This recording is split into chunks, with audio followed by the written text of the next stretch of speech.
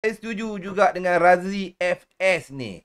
Ini pun satu bagus juga. Ini pandangan yang cukup menarik. Ada ahli parlimen bukan Melayu tak fasih bahasa Melayu. Macam mana tu tuan? Saya nak tambah macam mana tu tak apa sedap.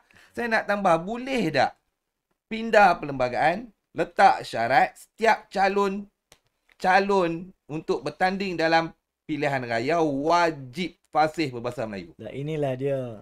Pendek dan ringkas je. Bila dimanjakan, Ha ini jadi masalah ni. ha. Tuan-tuan dan puan-puan tahu tak?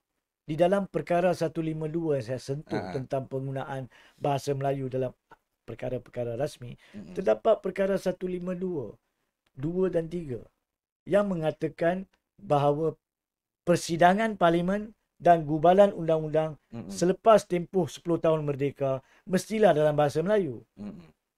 Tapi sekarang ni mereka masih dengan izin. Tapi speaker benarkan. Kadang-kadang speaker sendiri bercakap bahasa Inggeris. Malulah speaker. Malu speaker. Bukan Johari Abdul saja daripada dulu. Sama ada yang pada zaman Arif, Azhar Harun, speaker sekarang ataupun Ramli ataupun yang perempuan tersebut, semua nak cakap bahasa Inggeris. Bila speaker bercakap bahasa Inggeris, of course lah wakil rakyat akan berani minta izin cakap bahasa Inggeris. Dan of course lah parti-parti memberi calon tak tengok kepentingan orang bertutur bahasa Melayu. Biar. Jadi masalah di sini adalah attitude, kelakuan, perangai kita yang meremehkan, buat tak indah isu bahasa. Kita sendiri tak menganggap bahasa tu jiwa bangsa. Itu yang jadi bagi petis naik paha, bagi paha naik kepala. Itu yang berlaku di parlimen. Ya, kalau sampai tahapnya benda ni tak dipatuhi, ini dalam perlembagaan yang bukan saya cakap. Buka perkara 152. Proceeding di parlimen bahasa Melayu. Kita dah 67 tahun nak masuk merdeka. Kan? Kenapa masih lagi guna bahasa Inggeris? Sepatutnya 10 tahun. Gubalan undang-undang masih berlaku dalam bahasa Inggeris. Sekarang ni ada yang bahasa Melayu. Tapi masih ada bahasa Inggeris. Awak tahu tak perlembagaan bahasa Melayu sampai sekarang ni belum disahkan ada perlembagaan undang-undang tertinggi dalam bahasa Melayu. Malu tak malu? Negara yang meletakkan bahasa Melayu sebagai bahasa kebangsaan. Tapi tak ada perlembagaan dalam bahasa Melayu. Cik! Saya malu. Cik! Saya pun malu, Haji. Ya. Ini saya malu. Dan sebagai peguam saya lagi malu. Benda ni saya bangkitkan di mahkamah. Saya yakin majoriti rakyat Malaysia pun tak tahu. Tak tahu. Negara yang mendaulatkan bahasa kebangsaan bahasa Melayu, tetapi perlembagaan persekutuan pun tak ada dalam bahasa Melayu. Dan wakil-wakil rakyat di parlimen tak mau faham benda ni.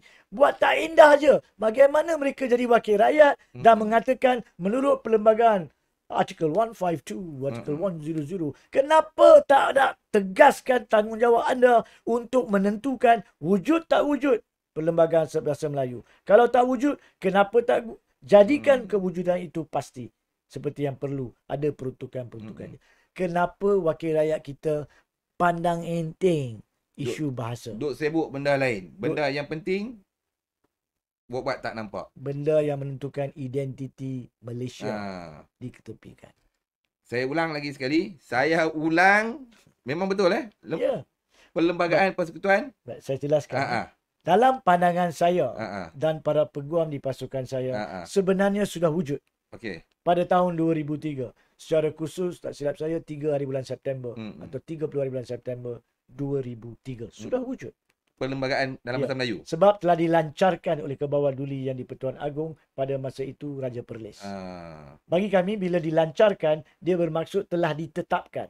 Sebab ayat dia dalam perlembagaan adalah apabila Agong membuat penetapan bahawa suatu terjemahan bahasa Inggeris itu adalah sah, maka ianya sudah wujud dan hendaklah diterima sebagai sah. Itu perkara 160 huruf besar B. So kami mengatakan majlis pelancaran pada bulan 2003 tersebut adalah sah.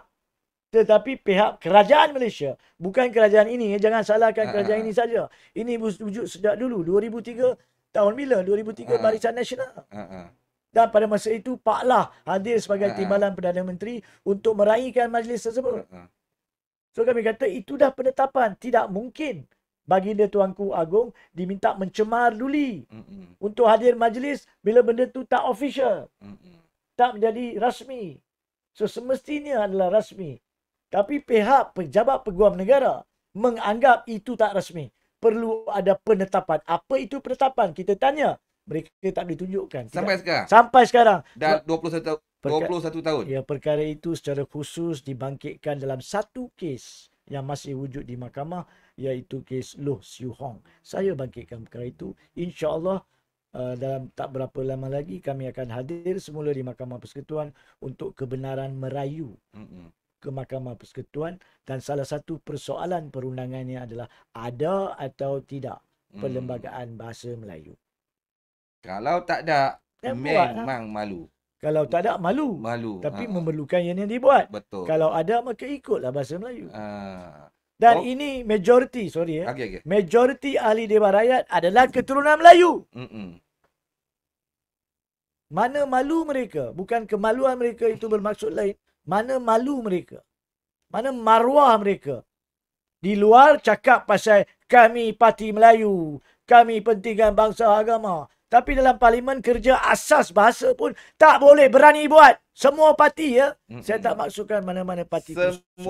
Semua parti gagal dalam isu bahasa Melayu. Memartabatkan bahasa Melayu seperti mana yang diperuntukkan di dalam perlembagaan. Dan saya perlu akhiri isu ni dengan mengatakan, walaupun Ismail Sabri, Perdana Menteri ke-9, telah selalu mengatakan nak memartabatkan bahasa Melayu dan memberi pelbagai cadangan untuk memartabatkan di ASEAN, di Asia Tenggara dan sebagainya. Tapi persoalan yang saya telah tanya pada masa itu, kenapakah kalau awak pentingkan martabat bahasa Melayu, which is bagus, kenapa awak tak make sure adanya perlembagaan sah bahasa Melayu?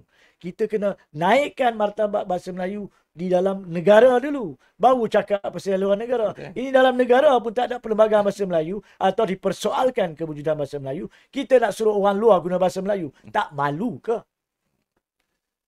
Jadi, bila kita ke Jakarta ataupun Bandung, pusing kanan, pusing kiri, tengok depan, tengok belakang, semua berbangga dengan bahasa Indonesia. Pergi pula, itu tadi selatan negara kita. Kita pergi ke utara kita pula, Thailand. Pusing kiri, pusing kanan, tengok depan, tengok belakang. Mereka berbangga dengan bahasa Thailand.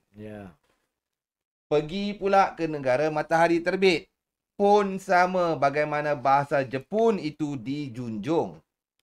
Pergilah jauh sekalipun ke Moskow di Rusia. Kita tanya kod English. Ni saya beritahu, ini pengalaman saya sendiri. Dia orang faham soalan saya, Haji. Tetapi bagaimana saya rasa saya ni begitu kerdil dibangsatkan. Saya tanya dalam bahasa Inggeris, dia faham. Dia jawab dalam bahasa Rusia kepada saya. Lihatlah betapa rakyat mereka mengagungkan bahasa. Itu belum lagi ke Naples ataupun Rome di Itali, yang mana ketuanan bahasa Itali itu begitu hebat. Saudara Fazli, negara-negara yang disentuh, Itali, Rusia, Jepun, bukankah mereka negara-negara maju? Adakah mereka maju dengan bahasa Inggeris? Tidak. Mereka maju dengan bahasa sendiri. Betul. China baru-baru ini menunjukkan satu pembentukan lebuh raya yang terpanjang. Bahasa Cina. Tapi kita nak menidakkan keagungan bahasa Melayu yang satu ketika dulu adalah lingua franca di Nusantara dan mengagung-agungkan bahasa asing. Saya malulah kepada semua rakyat Malaysia, sama ada keturunan Melayu, Cina ataupun India. Anda sebenarnya, kita semua tak layak menjadi rakyat Malaysia. Tak layak kalau kita tak tegakkan bahasa Melayu. Kita nak maju di dunia bukan pada bahasa, adalah pada patriotisme, nasionalisme tentang bangsa, bahasa kita. Barulah kita ada semangat nak majukan diri kita. Tengoklah contoh negara Rusia, Perancis, China, Jepun, Korea. Semua maju. Malaysia paling mundur. Tapi kita gunakan bahasa Inggeris. Kita masih mundur. Macam mana? Kita pusing kiri, bahasa Inggeris. Pusing kanan sekarang ni di kedai kopi pun bahasa Inggeris. Orang Melayu sama Melayu pun cakap English. Itu lagi hebat. Sometimes we do that. I feel stupid when I speak in Malay. You know, inilah Betul. Dia tiada masalah untuk kita menguasai Betul. pelbagai bahasa. Tapi kita kena utamakan bahasa kita. Betul. Bahasa kita kena fasih. Kita kena utamakan. Kemudian sebagai bahasa kedua, ketiga, ke-87. Nah, bahasa apa lain pun ikutlah. Kita kena menjunjung.